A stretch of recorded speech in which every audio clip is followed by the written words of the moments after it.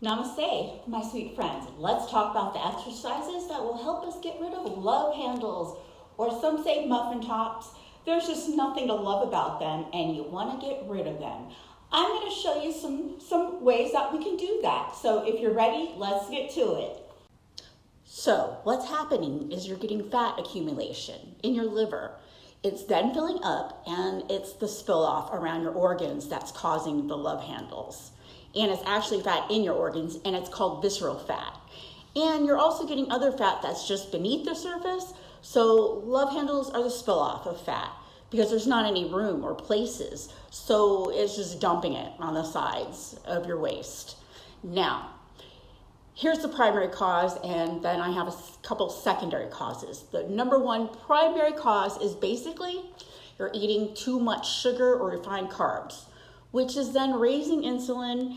And in the presence of insulin, you can't burn fat. So you're just storing it and accumulating it. It's the number one cause. So also, if you're experiencing stress, that hormone, cortisol, that will activate more insulin because there is going to be a release of glucose during that stress, and then during the stress, your body runs on glucose, and then your body is stuck in the survival mode. It will also turn protein and fat into glucose. Stress. It increases glucose, then increases insulin. They don't say stress is a killer because it's not. So then you have maybe lack of sleep, which can activate more cortisol. Another bad cycle. This is why when you lack sleep, you crave those carbs and you get hungry. And usually a lot of times it is for carbs. So we have a high carb diet, we have stress, and then we have lack of sleep. So I bet you want some solutions for all this, right? Okay, let's do it. Solutions. Low carb diet, definitely reduce your stress, and don't laugh. You really need to focus on that. Most of us do remember stress being a killer and improve your sleep.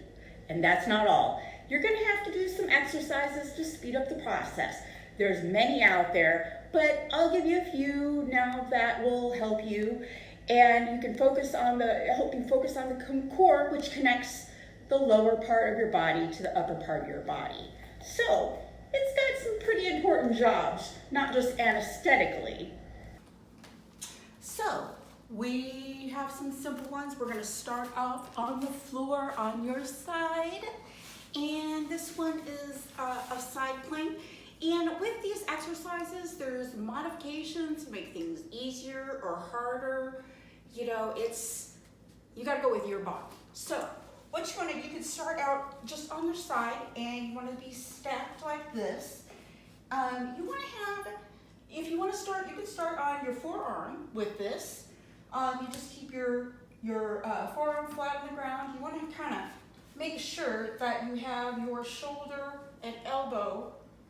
You want your elbow underneath your shoulder, and you can just lift up. You can start like this, and you just hold it for 30 seconds to a minute. And yeah, it's simple, but it takes practice and concentration. Like I said, for some it'll be easier, for some it'll be harder, and you can do a modification to make it harder by getting up on your hand and doing a plank. And these are things that you can even do variations. Like once you get used to this balance, you can do things like touch, and it really gets your core awesomely. So it seems like it's simple, but it does so much. Because a lot of this too is, as we age, we forget about using things. So like I said, you can do different modifications for that. Start out, maybe some can only hold it for 10 seconds. 30 seconds to a minute is what I suggest trying to start out with.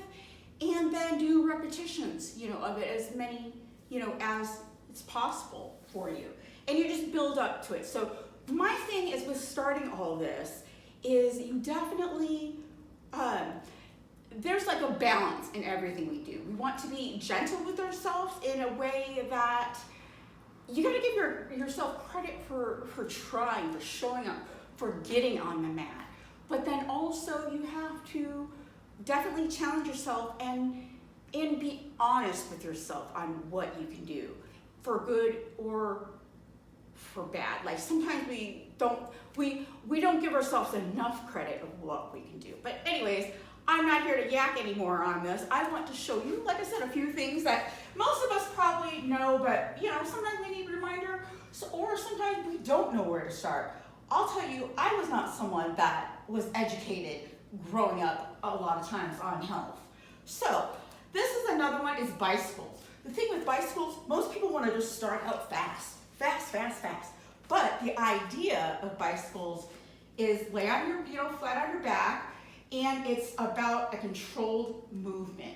Because you want to master movements so that they're productive. So what you want to do is go ahead and you want to, of course, not just think about your arms, and you want to think about the core, keeping it tight, keeping it engaged, and making a conscious twist, slow. You don't have to go fast. Like I said, you want to think about the core and keeping it engaged.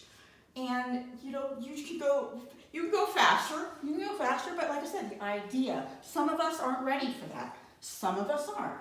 But it's about thinking about your movements. And there you go, there's that. Okay, let's think about, another sitting one. Let's see. I will do the Russian twist. If you don't know what that is, you can start out like this. Actually a nice forward fold to sit for a minute, for 20, 30 seconds to get ready for this movement. So just do a little nice stretch. When people do different movements, you feel free to stretch your body. You can do things differently, different grasps and stuff. But let's do the Russian twist. Actually, Russian twist is another one that is a lot of variations. You want to do, and two, you got to get used to balancing. This is another thing. It takes time and practice to learn balancing. And some days we have good balance and some days we don't. So what you want to do is, remember, you want to be balancing on your butt. So, and two, sometimes we got to get used to that. So if you need to use your hands, you can. But the idea for a Russian twist is to get to here. And even more so, eventually we can do weights. And in the beginning, if we want, for extra balance, we can cross our legs if we need to, and we can clasp our hands, and go like this on each side. And the thing is to be controlled movements. And then, when you get used to that, you can do your legs and your arms. You can twist. But like I said, it's the idea of controlled movements. And some days we do better than others. But it's about taking time for you. It's with these exercises, for me, it's about scheduling the time and just to do these simple things. It's about moving your DNA. I think that's a book, Move Your DNA or Lose Your DNA. So, Russian twist, like I said, if you got a weighted ball, this isn't a weighted ball, this is just a regular Pilates ball. But you can actually, like I said, throw in weights. And when you have weights, you want to keep it chest level and go each side chest level. And like I said, you have to get comfortable and progress. Everybody is on a different level. And not only that, we are on our own journey. So the thing is with nutrition, exercise, you gotta do things and program things for you. Sometimes we need guidance, but then also we need to learn to research and experience things and trust ourselves, but you gotta do the work for that. So, getting right along, let's go with, mountain climbers. This is one that I think we've all done in school. Let me maybe go this way. This is probably a little better angle for you guys to see. It's just start out with a tabletop. That's all, and get the alignment, and then just lift up and one, back and forth. And this one you can actually turn into more of a cardio. The faster you go, I need a drink of water. But like this, again, you wanna, like I said, you start like this, and you do as many as you can. Maybe you set the timer for 10 seconds, but what I would really encourage you to do is to do this 30 seconds to a minute at a time again. And so there we go. Mountain climbers, and we want to control the movement, control our movements and stuff like that. So there you go. Oh, you know what? I'm going to do one more. Not everybody has, this is a Pilates bar, a portable Pilates bar, but you can use a broomstick or Swiffer mop stick and stuff. But this is, actually for me it feels good a lot of times, because sometimes it's to really align, you know, you just put it almost, I guess almost like you're in jail, and then you do your twists.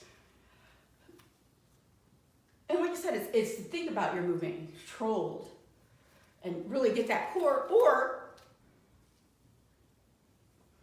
I've really been enjoying like playing with the different things like bars. And that's the thing, another thing with exercise.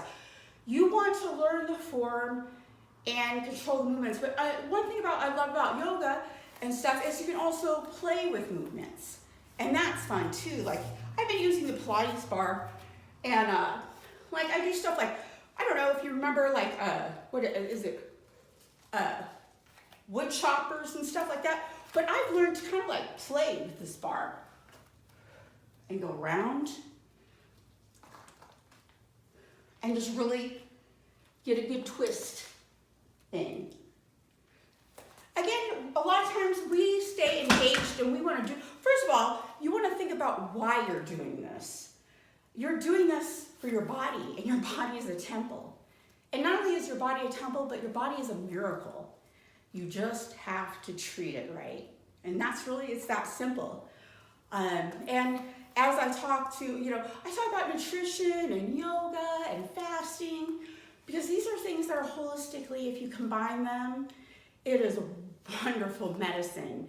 And so many things can be prevented if we just think about the basics, you know, nutrition, movement, and, you know, also the spirit. I think for my own mental health journey, for myself personally, and as a professional as well, I don't think that the spirit's talked about enough, because we get scared to talk about things to offend people or whatever. And when I talk about spiritual things, I'm not judging anybody. I believe that there's just, I use the word God, but spirit, source, higher power, you know, that soul work is really important. Body, mind, spirit, and then you balance all that, and yeah. And I believe no one size fits all. So when I talk about things, it's my own personal experience, some research that I've either been involved in or have done myself. And with all that, I encourage you to be your own researcher. Because, like I said, so many different things that fluctuate in our bodies that can make things different and make results different. But we do have a baseline, and, you know, people want to think about magic pills and stuff like that. There's hacks and stuff that you can find and you can realize, but it boils down to nutrition, a deficit, timing, you know, taking care of our gut, which is our second brain. And I can go on forever, but I'm gonna leave it there because I want to get this video to you guys. And I just actually want to wish everybody a day full of love and satisfaction. Namaste.